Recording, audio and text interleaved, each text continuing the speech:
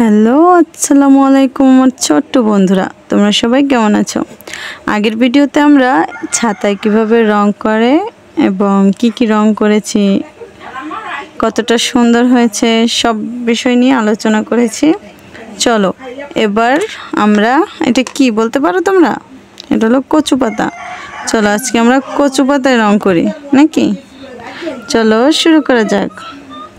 প্রথমে আমরা ডাটাটাকে রং করে নেব। এটা কি রং জানো তোমরা? এটা হলো সবুজ রং।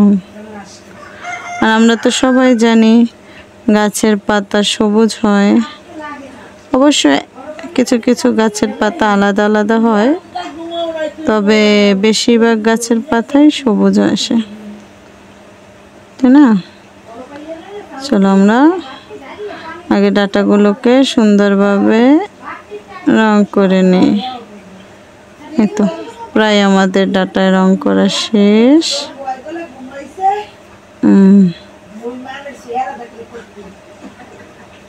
ব্যাস শেষ আমাদের ডাটায় রং করা। এবার পাতায় রং করব নাকি?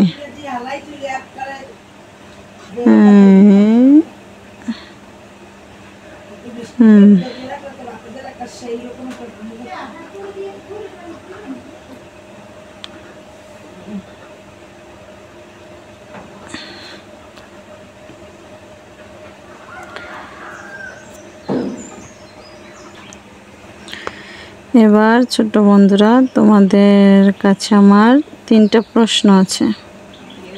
প্রথম প্রশ্ন হলো এই জায়গায় কয়টা পাতা আছে সেটা বলতে হবে।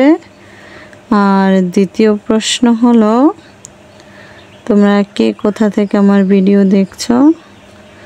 আর তৃতীয় প্রশ্ন হলো কাদের এলাকায় এই গাছগুলো আছে, মানে কচু পাতা আছে। তোমরা কি একটা জিনিস জানো?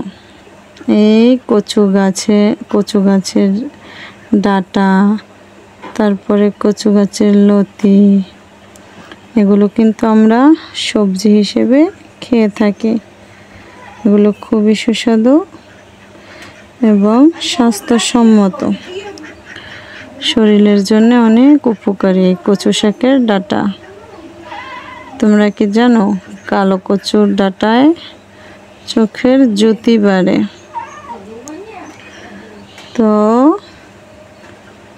আমরা বেশি বেশি কচুর শাক খাবো, তাহলে চোখের জ্যোতি বাড়বে, তারপরে রক্ত পরিষ্কার হবে। তো আমরা গল্প বলতে বলতে প্রায় রং করার শেষ পর্যায়ে চলে আসছি, আর একটু বাকি আছে। তো গল্প বলার সাথে সাথে আমাদের রং করাও একেবারে শেষের পর্যায়ে। তো কেমন লাগলো ভিডিওটা অবশ্যই কমেন্টে জানাবে। তো সবাই ভালো থাকবে, সুস্থ থাকবে। আল্লাহ হাফেজ।